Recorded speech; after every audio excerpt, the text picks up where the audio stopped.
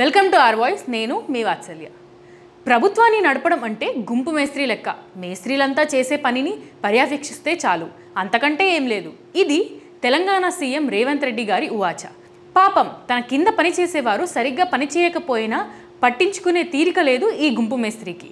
వేసవి సెలవులు ముగిసిన తరువాత విద్యార్థులు తొలి రోజు పాఠశాలకు వెళ్ళగానే పుస్తకాలు పంపిణీ చేయడం ఆనవాయితీ.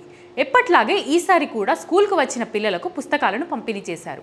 అయితే 1వ తరగతి నుంచి 10వ తరగతి వరకు తెలుగు వాచకం పుస్తకాల్లో ముందు మాటలో గత ప్రభుత్వ పెద్దల పేర్లున్నాయని గమనించారు. దీంతో ప్రభుత్వానికి ఈ విషయం తెలియడం, ఆ వెంటనే ముందు మాట పేజీ తొలగించి పంపిణీ చేయాలని ఆదేశం. కొన్ని గంటల్లోనే అసలు పుస్తకాల పంపిణీని నిలిపివేయాలంటూ కొత్త ఆర్డర్ చకచకా విడుదలయ్యాయి. అసలు విషయానికి వస్తే తెలంగాణ విద్యాశాఖ మంత్రి ఎవరూ లేరు. ఎవరికి కేటాయించని శాఖలు సీఎం దగ్గరే ఉంటాయి కాబట్టి ప్రస్తుత విద్యాశాఖ మంత్రి రేవంత్ రెడ్డి. అంటే తన శాఖను పర్యవేక్షించడంలో రేవంత్ రెడ్డి వహించిన నిర్లక్ష్యం నేడు పాఠశాలల్లో విద్యాబోధన నిలిపివేయడానికి కారణమైంది. సరే, మరి ఇప్పుడేంటి అంటే నో ఆన్సర్.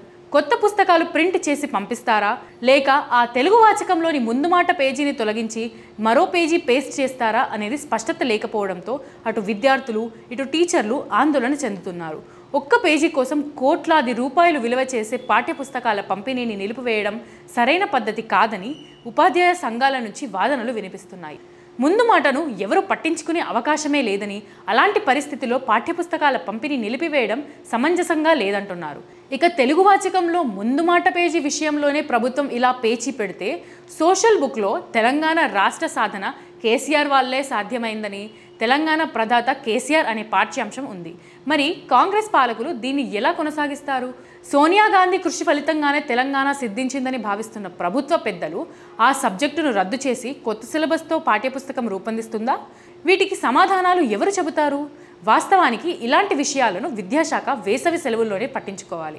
అందుకు తగ్గ కార్యాచరణ రూపొందించుకోవాలి. ప్రభుత్వం నుంచి అనుమతి తీసుకోవాలి. కానీ ఆ శాఖకు మంత్రే లేరు. ఇక పట్టించుకునేది ఎవరు? ఈ ప్రభుత్వంలో విద్యకు, విద్యాశాఖకు ఇస్తున్న ప్రాధాన్యత ఇది. ఇటీవల సీఎం రేవంత్ తన సహచరులతో మాట్లాడుతూ గురుకుల పాఠశాలలను తీసేయాలనే ఆలోచన చేశారని ప్రచారం తీవ్ర కలకలం రేపుతోంది. అందుకు కారణం ఏంటంటే గురుకులాల వల్ల పిల్లలు తమ తల్లిదండ్రుల సహచర్యాన్ని కోల్పోతున్నారట. దీంతో గురుకులాలను కూడా రద్దు చేయాలనే యోచన గురించి చర్చిస్తున్నారు. అయినా పాలనా సమయాన్ని పూర్తిగా రాజకీయాలకే కేటాయించిన ప్రభుత్వ పెద్దలు నేడు పాఠశాలల్లో విద్యాబోధనను నిర్దాక్షిణ్యంగా నిలిపివేశారు. ఇంతటి నిర్లక్ష్యమా? పాలన అంటే కేవలం ప్రత్యర్థి పార్టీలపై నోరు పారేసుకోవడం, పెద్ద పెద్ద డైలాగులతో అనుచరులను రెచ్చగొట్టడమేనా? ప్రభుత్వాన్ని నడపడం అంటే గుంపు మేస్త్రి లెక్క అని చెప్పిన రేవంత్ రెడ్డి నీ పనితనం ఇదా అని అడుగుతున్నారు సార్. కొసమెరుపు ఏంటంటే ఏపీలో ఇటీవలే ఎన్నికలు జరిగి చంద్రబాబు నేతృత్వంలో కొత్త ప్రభుత్వం ఏర్పడింది. అయితే అక్కడ పంపిణీ చేసే బ్యాగ్లపై మాజీ సీఎం జగన్ ఫోటో ఉన్నా ఎలాంటి మార్పులు లేకుండా పంపిణీ చేయాలంటూ చంద్రబాబు విద్యాశాఖ అధికారులను ఆదేశించారు. దీన్ని బట్టి పాలన ఎలా చేయాలి, దేన్ని దృష్టిలో పెట్టుకొని మన నిర్ణయాలు ఉండాలో తెలుసుకోవచ్చు. ఇలాంటి మరిన్ని ఇంట్రెస్టింగ్ వీడియోస్ కోసం ఆర్ వాయిస్ని సబ్స్క్రైబ్ చేయండి. మీ ఒపీనియన్స్ని కామెంట్ చేయండి, అందరితో షేర్ చేయండి.